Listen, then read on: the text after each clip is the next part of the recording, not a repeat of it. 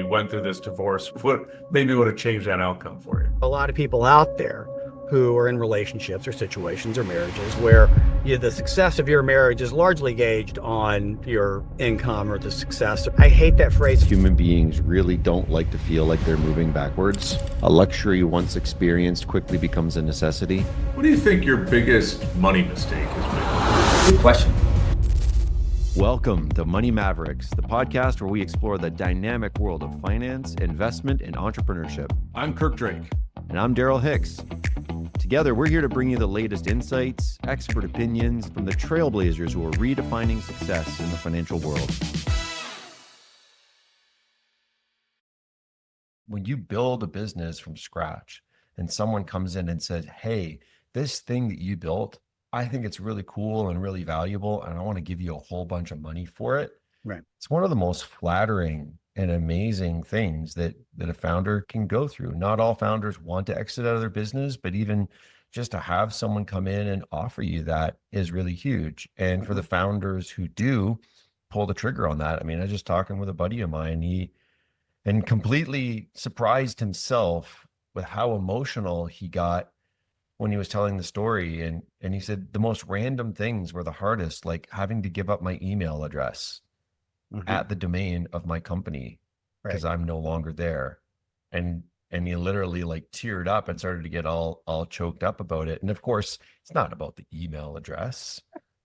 What's it about? It's about the fact that for as long as he's known, as long as he can remember, that's who he's been, is the CEO and the founder of this business. And who are you now when you don't own that business anymore? And a lot of people don't really think about that. And again, so you talk about like first world problems, champagne problems, like all of us should be so lucky that someday we're having to deal, but it's a real crisis for a lot of people as they're going through this. What are some of your thoughts on that and how you've helped to the extent that you've helped some people going through that? It's interesting that you say that. I mean, it's not to be cliche about it, but it extends from whether it's some sort of life achievement, a business achievement, like a company exit. And also if you really want to extend it, it can go with being a parent or your life as well.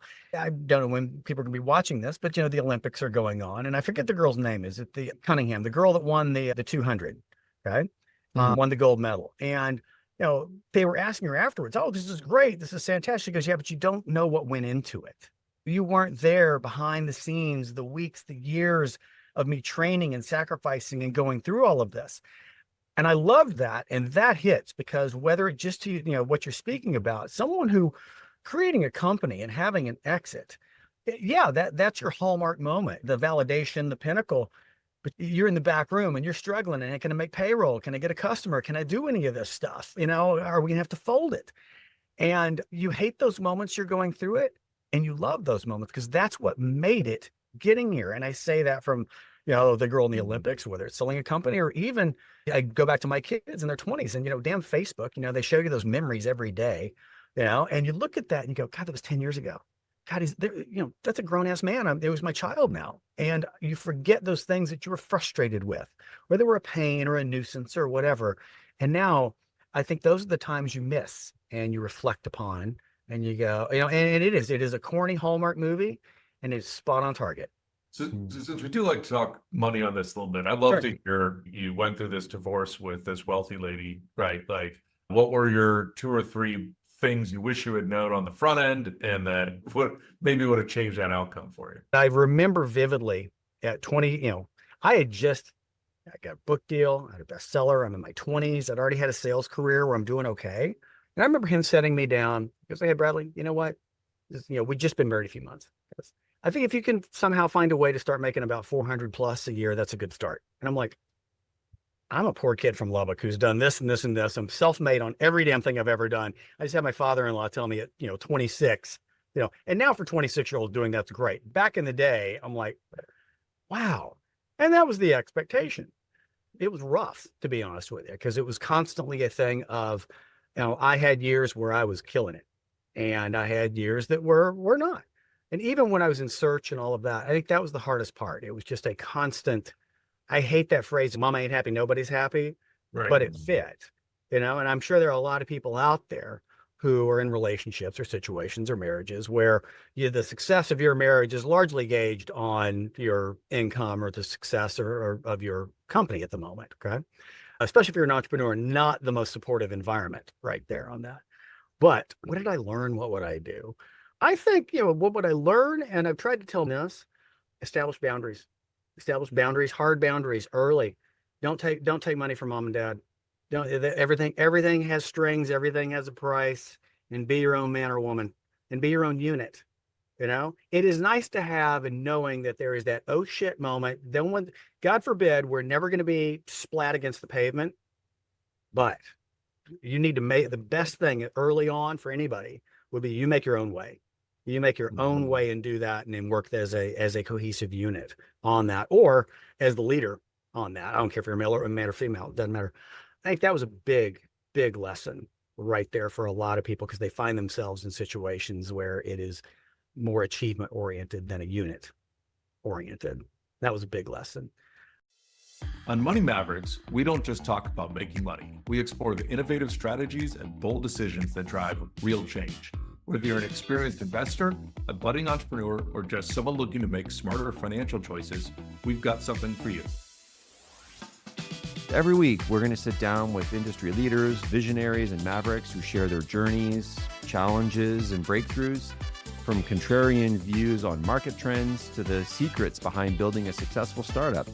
You get an inside look at what it takes to thrive in today's economy. And we promise to keep it real, engaging, and most importantly, actionable. No jargon, no fluff. Just straightforward conversations that you can apply to your own financial journey. So get ready to challenge your thinking, expand your knowledge, and take control of your financial future. This is Money Mavericks, where we turn financial dreams into realities and mavericks into legends. What do you think your biggest money mistake has been? Good question. I think we all are going to say this now looking back, because it's easier to say now than it was then. But, getting into that Roth IRA earlier, that salary cap happens faster than you think. And, the backdoor Roth IRA is a great tool today. Not enough people know about this.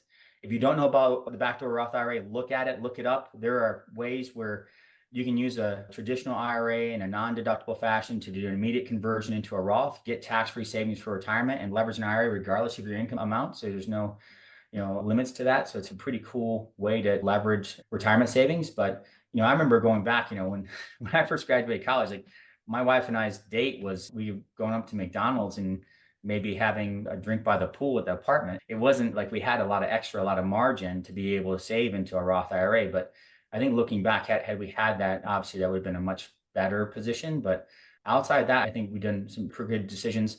My spouse, life partner of 23 years, is an accountant. So you imagine between my background and her background, we make not as many mistakes probably, but the Roth IRA is one that I still kind of kick myself like, man, if I could have had, started that earlier, or maybe if I would have, I started caddying when I was 12 years old, you know what I mean? And I had money, I had savings, like I was saving money on a net basis. And so I could have used that earnings back then to fund that Roth IRA or even a traditional IRA. And, who knows, I might be like Daryl asking the questions instead of just being participating on the show. All the various personalities in personal finance have their own charts. But like, I remember Dave Ramsey had this chart where from 18 to 27, if you save $3,000 a year versus 27 to 65, saving $3,000 a year, which one has more money? And it's substantially larger for somebody that goes 18 to 27, never saves another dime the rest of their life. To 27 goes to 65. And you see that in a chart, it's right in front of you. I saw an article when I was similar 15, 16 years old that basically said you put 10% of your money aside, you can retire at 40. Now, it got a couple things materially wrong, one of which was that assumed I made the same money for the 25 straight years. And of course, what I'm making at 40 was very different than what I was making at 16. So I felt like it missed the increase in my appetite over that time. Yeah. But I will say I've run the numbers, and by 40, at some point, somewhere between 40 and 45, putting more money in retirement no longer actually made any sense as I looked at it. Anything new I was adding didn't help what was already there compounding, right? Like it had a 10% difference 25 years from now, even if I kept putting the same amount in, because the base was already big enough, in that mode. And so I think that compounding piece is key. And I will also add, I would agree in that thing I say to my wife is like, hey, we had kids. I was maybe 31, 33 for the two different kids. We got married 26, 24. And I was like, we should put more of our money aside in our mid-20s. And she was like, no, it doesn't matter. To this date, I'm like, that extra couple $100,000 that we could have put away in our mid-20s when we had lots of disposable income, I'm like, that would have made paying for college easier. It just would have added like 20, 30% more to our lifestyle today and stress and whatnot than whatever silliness we spent it on, Pottery Barn couches and other nonsense in our 20s. I love what you alluded to there, Kirk, like lifestyle creep. It's a real thing. And the challenge with it is that like human beings really don't like to feel like they're moving backwards. Yeah. What's that old quote that, our mutual friend says, like, a luxury once experienced quickly becomes a necessity. Yeah, it's a very real thing. And being able to maintain the discipline to make sure that you're saving money at an early age. I have a financial planner that we started with when our twins were born. So I'm a good 13, 14 years into it.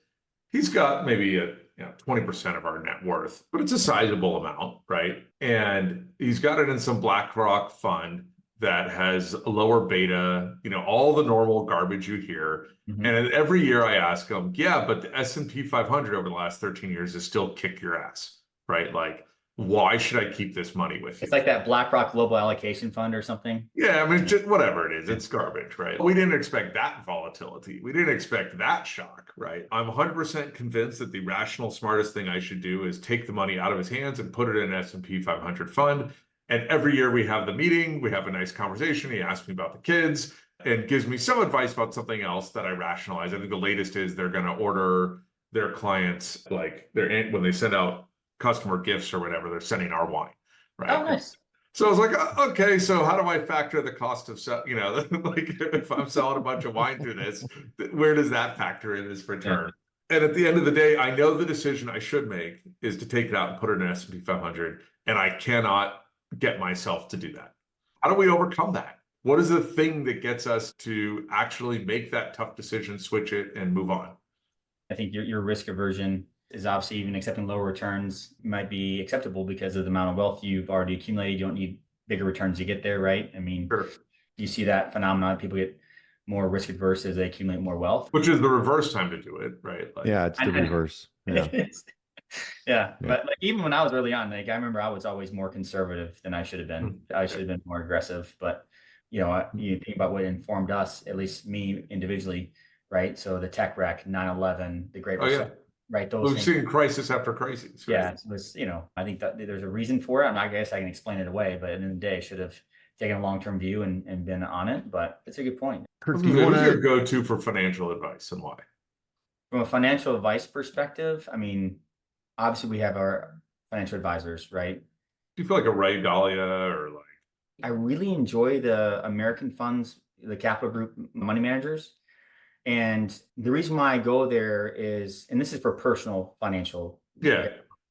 They compensate their money managers differently. So they have portfolio managers. Instead of having one all-star portfolio manager, they have like 8.